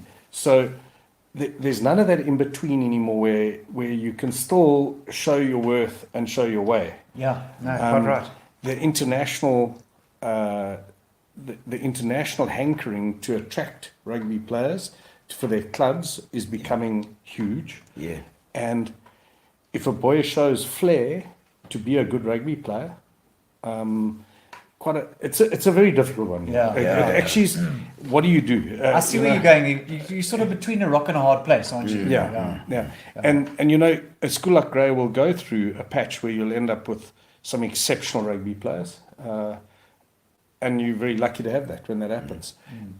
But do you want to bring in a whole bunch more boys to strengthen your rugby or strengthen your hockey or strengthen your cricket? Or Because the argument is that's why you have the school in the first place to build your own talent. But it's not a perfect world. So. And you bring in the artificially sort of strengthen Exactly. it, and it becomes like a. But then you strengthen those guys. So Yeah. they're playing that league. You ideally want to strengthen the crop that you've got. Yeah. But then you look at the Weinberg game, for example, and you look at the crowds that these schoolboy rugby games pull. And I mean, they're getting TV coverage now. Yeah, And I mean, amazing. I love that. It's just so important for the sort of stature and profile of both schools on the field. That you're producing quality schoolboy rugby because people don't go and watch club rugby anymore, as you say. This is what people go and watch. Yeah. I was looking at Rob Taylor's comment Yeah, there, they said right? they You are. know, Hello, Rob. How's it? Yeah. Just looking at the Grey Bloom results, the lower sides got thumped by Paul. Yeah. I think the Western Cape schools are putting in huge efforts into their rugby at the big moment. time. Paul Jim, Paul Roos, Paul Boys High, Gymnasium. Weinberg. You know, I think they're trying to get out of the game at the moment. So it's like it's a question that I've never actually been able to answer myself. You know, you get those old boys that are seriously passionate about it. They want to win rugby. They want to win. Okay, and they want to beat Grey Bloom and It's always been this thing, college and Grey. And they want to beat Grey Bloom and they want to beat them regularly and I actually understand that too. I do understand it. It's a case of how do you manage the whole process of it, and you know, how do you keep everybody happy at the end of the day? So many of these oaks getting into the Springbok teams. These huge flipping Grey Bloom guys. No, ridiculous. But then hockey, also a love of yours. You look at you look at the Friday night hockey. That Astra. I mean, there were thousands of people around that Astra. I mean, you and I, when we were at school, there was no such thing as Astros. Now every self-respecting school has got an Astro, and it's a whole different ball game and niche, isn't it? It's incredible. It's fantastic. It's absolutely incredible to see a hockey match on a Friday evening, and it seems to be creeping into all the schools where it's. Look, and it's Clarendon something Park Primary putting in an Astro. Exactly. I mean, it's a primary school. I used to put my Just 10 for the parents' night. But I mean, it's nice to see. You know, it is really nice to see. I see Rob Taylor says we all want a piece of 1984. Yeah, what a piece of 84. Well, we won that year. We beat Grey Bloom. We beat Grey Bloom that year. On the then. I see Phillip field. Dion Joubert's got a little thing that he put in a couple of comments. There's a lot more leaving that thing instead of staying. He's saying, He's probably right. And it's a sad part. He says there, but it's still an amazing country. Just returned from abroad on a business trip, and he still loves this beautiful country. I thank you, Dion. And you know, if we can get things right here, and I. You know, if everybody pulls together, it can be done. It can be done. We get the keep the mayor here. Let's keep it. You know, Rajiv's done a fantastic job. We need to just keep that stability in here, and get things moving from a just basic the basic stuff right. The public transport, the roads, stuff like that. We get it right, and we'll be okay. Well, it's the old saying: Rome wasn't built in the day, and it's the same with the metro. It's the same with with Grey High School. I mean, it's got a fantastic history, and all these and good schools in the city are absolutely invaluable, because you living in Joburg and you've had enough of Joburg, and you think, well, where do I want to settle? And you circle PE, because it's got great girls' schools, great boys' schools. Yeah. Schools are an integral part of your a successful metro. So right, you're so right. There's Garth saying the Invincibles of '76. Sound like a bunch of crocs, Glenn Garth Webster. Do you know what I find lovely about Garth Webster? He's probably the most colourful character. Yeah, I know. probably. No, Other than proper. you with this nice. He's proper. blazer and, He gives me a run for my money. Yeah, you get a run for your money. No, but, he does. Yeah. but driving down Walmer, Yes. it has to be said Main Road Warmer. that I can't wait to drive past his place. Yeah, because Because I never know what's coming up next. The chalkboard. You know, What the his message of chalkboard. the day is. Yeah. It's got Webster's Unbelievable, flooring right? there and the chalkboard. Yeah, Yeah. every time. Also been a very faithful guy to me. Garth, always a guy that always gives you a nice punch in the chest and says, Yes. great, keep going and everything else. Lovely human being. Lovely, Love Garth. Yeah. And the 85ers won the game along with the exceptional linesman, he says. 85 from Rob Rob Messenger. Messenger. Chief, bunter. Everybody got their names. Yeah, no, naughty baby. Bunter. Naughty baby. Yeah. Oh, man. Yeah, I wanted to mention to you guys tonight that, one of the things that I had seen, and you passed me a Charles. Yes. Fires beers. I belong. Fires and yes. I belong to a society called the Charles Glass Society. Okay, yes. And there was a guy by the name of Donovan Austin who's taken it over, and Donovan and his boss John Else have been through Tavcor have helped me personally a lot with Old Grey. Yes. But Donovan took over Charles Glass. Okay. And Charles Glass was a wonderful thing. It was a wonderful society of going along to a bar. They go to a different bar each meeting once a month. Okay. Donovan, forgive me, but I think the third Thursday of every month, and we go to a different bar, and it's normally a good joel and everything. Donovan changed it, and he made it, if I can say, almost business-fied it. Yeah.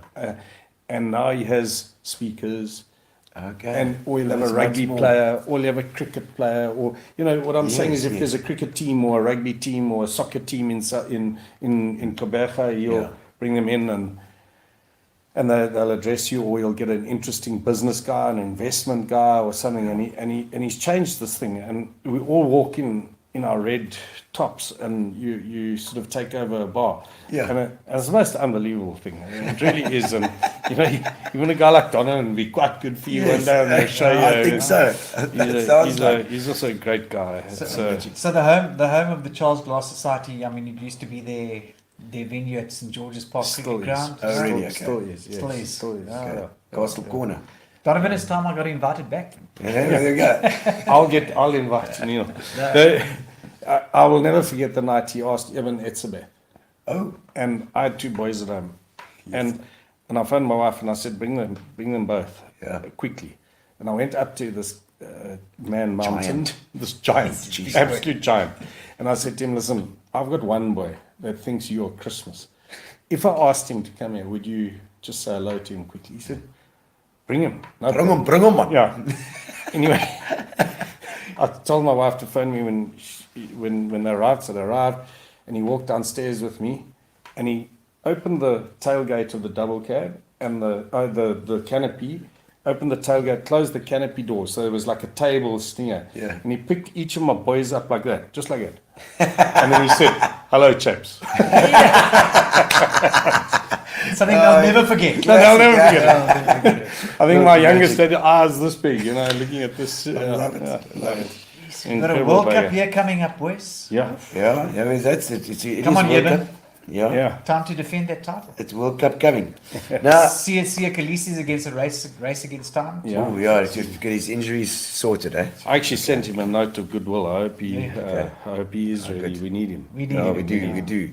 Really need him. Okay, Dave, we got a quick one. We got a couple of getting to know you questions, but I can see that Gary's typing furiously. He wants to ask a question, I think.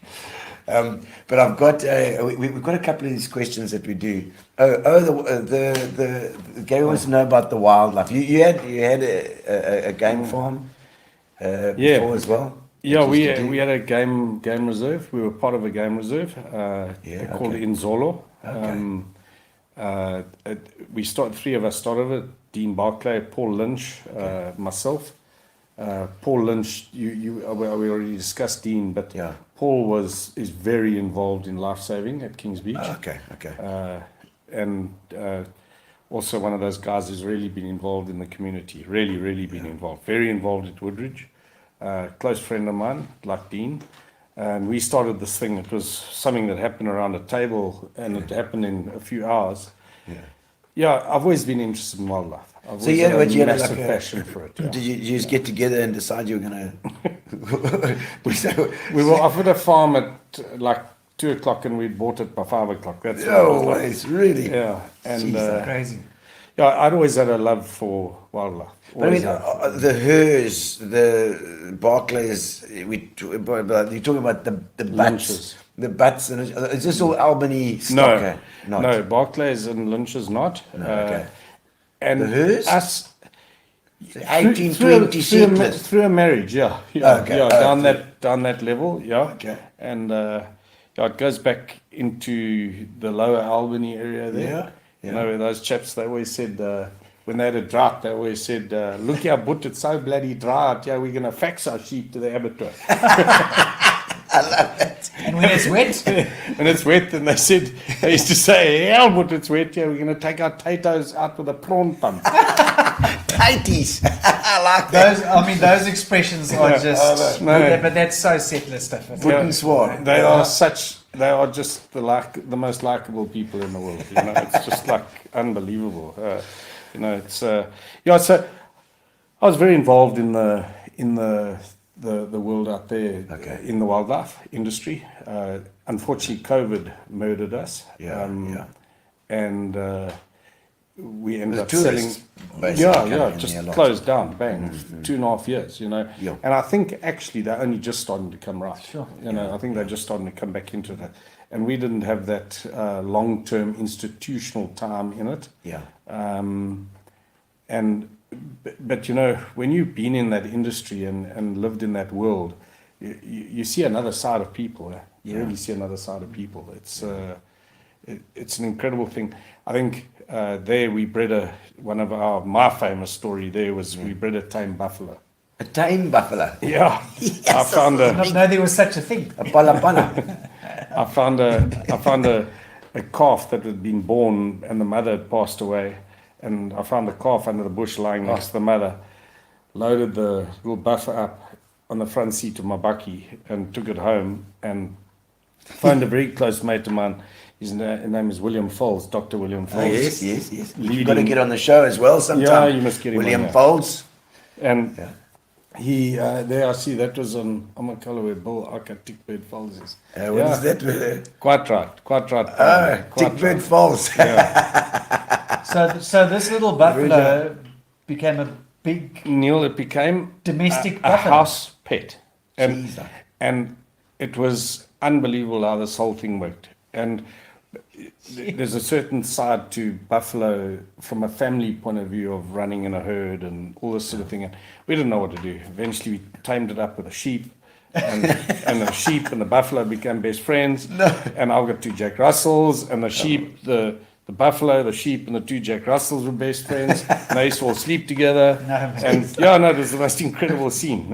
You used to drive around the back of your bakkie with you on the farm with the dogs and a sheep And a buffalo. Yeah, and a buffalo. Yeah, and But shouldn't it start to get too big? well, that was where it got difficult. Yeah, And- like a 3-ton thing getting in the my back word. seat of your car is not like a... Anyway, we got to a point where she was getting too big. Her name was Bella. And every single guest that came to Inzolo wanted to see Bella and touch Bella and scratch Bella. And we got to the day where she had to go home. We were very blessed.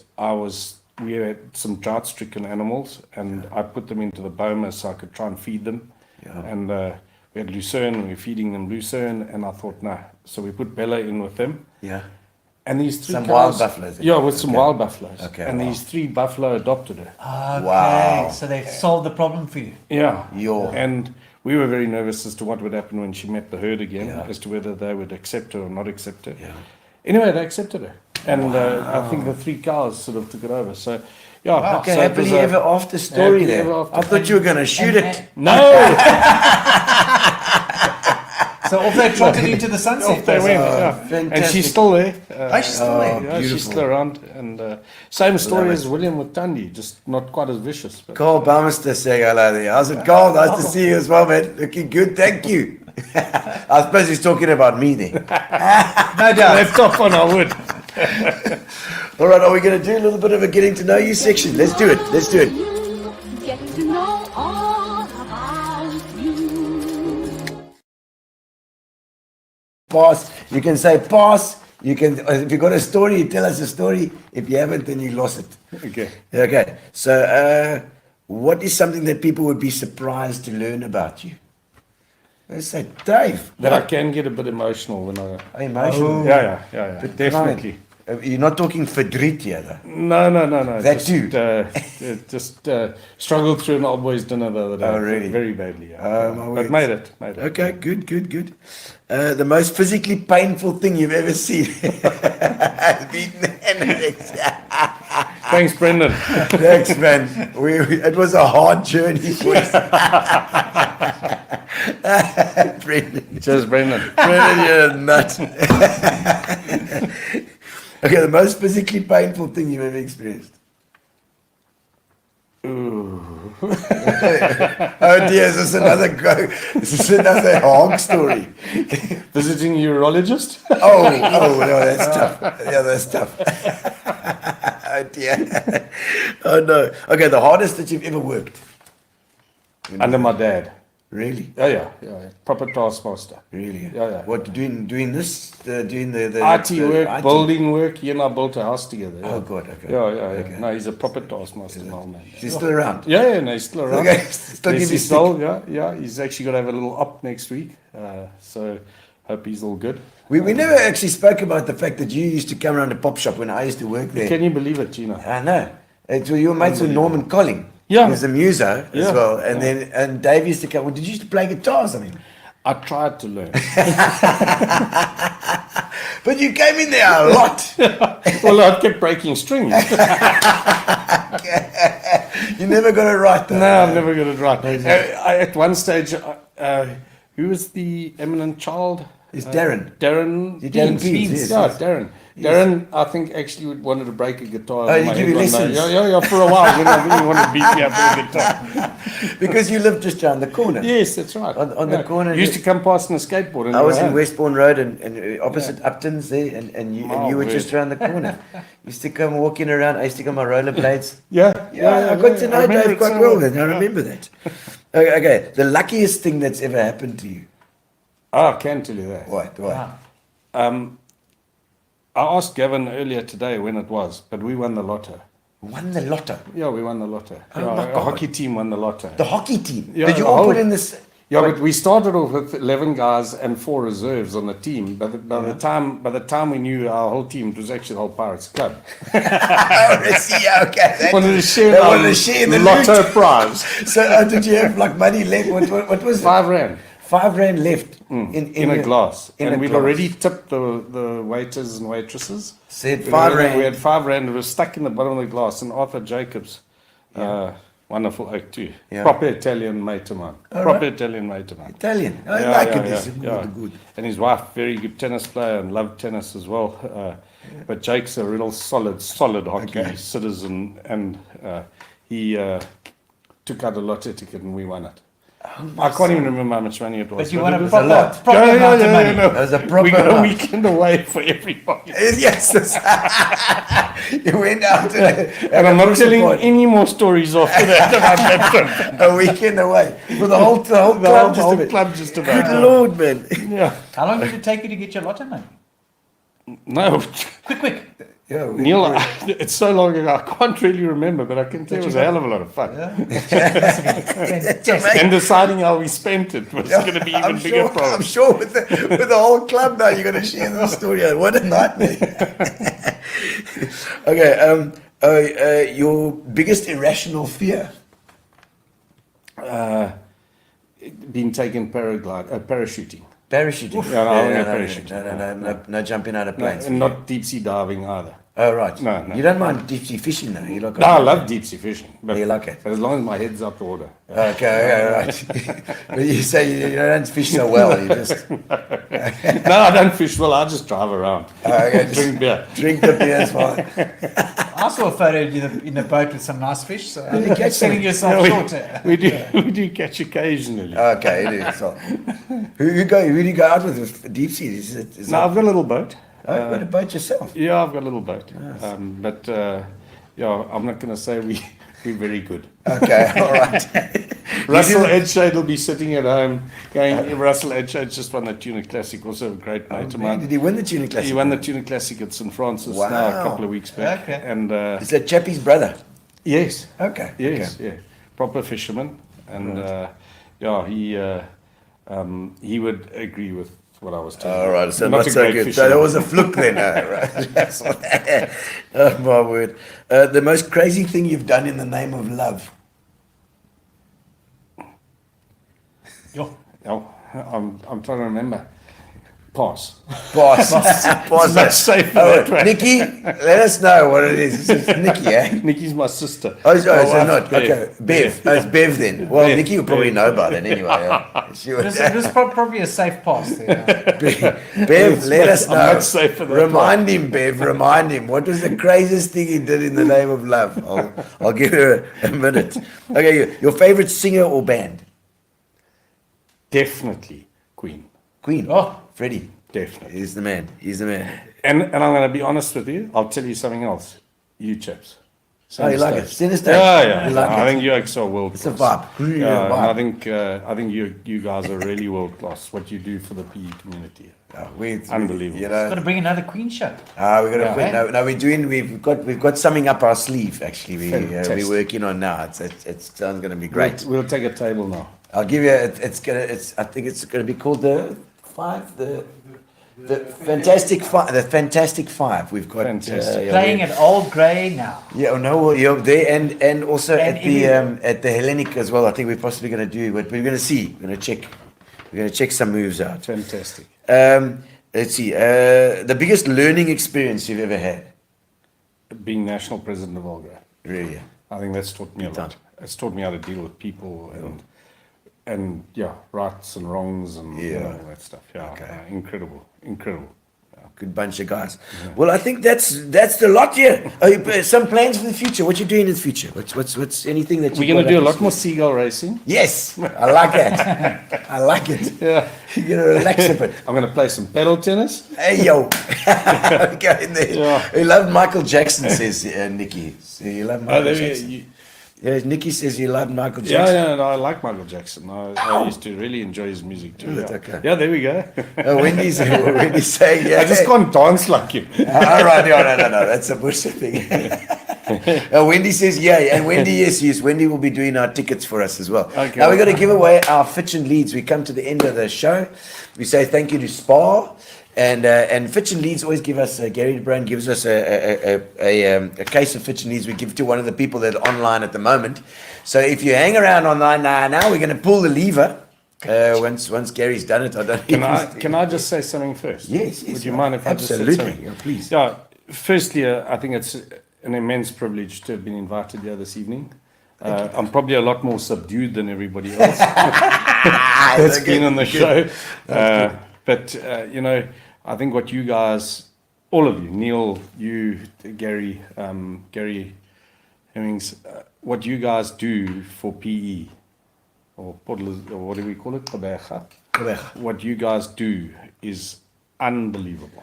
And I think it's an upliftment Thank you. to people. And Neil, I think your voice has been synonymous with the radio. And, you know, Gary, and behind the scenes, and driving it and everything. I think what you guys do for for Quebec is just unbelievable. Thanks, Dave. And I think everybody needs to give you a bloody warm round of applause because really you guys are phenomenal. We're trying to build. We're trying to build. Yeah, Yeah, really it's just, we need to stick together to build, to make this place a better place. And as far as the guests go, we're getting out there. We going to try some new stuff as well. We've got Neil coming on doing the Sports Biscuit, which I think is going to be great fun. Yeah. With Fire's doing the firing on all cylinders. We've got Sandy Coffee doing her coffee break, where she does the more emotional stuff as well. She's very good with that. And then of course Dean Allen's been amazing. Dean, what a legend. He's coming to this town doing the book for Adrian Gardner, but also doing a pile of other stuff. And he's like a buffalo. He's like one of your buffaloes coming in. But I think, Gino, while we're getting all sentimental here for a second, we need to give Dave some huge kudos. I mean, I think show. everyone got a little bit of an insight into this man's life. Is a very full book with lots of pages and lots of pictures and lots of incredible stories. So kudos to you, Dave, for everything that you've done. I think you've been an inspiration to many people whose circles you walk in, and hopefully more of the general public have got a bit of a glimpse of you tonight. So, for sure. So hats off to you, bud. No, thank you. I really appreciate it. And I know that tonight I'm going to miss talking about some people that I should have probably spoken about. And to those guys out there, I know I forgot. I just look at my notes. He's got a million notes. He hasn't looked at them. To mention Scott Rollo, who took over from Gary Simon, the Old Grey Club. Yes. And I know a lot of the people that have commented and everything mentioned are very well known at Old Grey. And also to Scott and the entire team. And honestly, the people that have helped me over the last 20, 30 years, it's been absolutely phenomenal and made easier by having guys and being surrounded by people like you people. Thank you. Thanks, Dave. And I'm sure those guys, if you have forgotten anybody, they'll put it in the comments and they'll cuck on you in the comments, give you shit in the comments for forgetting. But you could obviously put in the comments, and Dave, you can reply to all these comments as well later. There's a million of them. And but thank you. We're going to pull the lever now on this thing. Let's see if Gary can get it on the screen. I don't know if it's going to graph. Let's see. Here we go. We're ready for the draw. We're going to draw the lucky winner tonight. Let's see who's on. What? One on Bandits. Okay. And Michelle Kelly! After Brendan's bloody comments. Just stand there quiet. Yeah. I say whenever Brendan's away, I'll go around and say hello. We go, Michelle and I, when Brendan's away doing all his work and stuff. Thank you. Well done, Michelle. We'll get all of your details. And thank you for joining us. Thank you, Dave. Thank you. Fantastic. Thank you. Sissy. Thank you. And I'm glad we got the Sports Biscuit started. Thanks to Spa. Thanks to Spa. And thanks to Fitch Leeds for our prize. And of course, Amodia for our internet. Thanks, Gary. Yes, guys. Thanks, Gary. See you next week. Sit down, coming out of PE town. One drink, find a shot. Never mind your liver, get to Gino's spot. Gino spot. Get to Gino's spot. Gino spot. Have a laugh, have a giggle, and exercise your middle. Have a Gino shot. Gino shot. Get to Gino's spot. Gino spot. Get to Gino's spot. Gino spot. Have a laugh, have a giggle, and exercise your middle. Get to Gino's spot.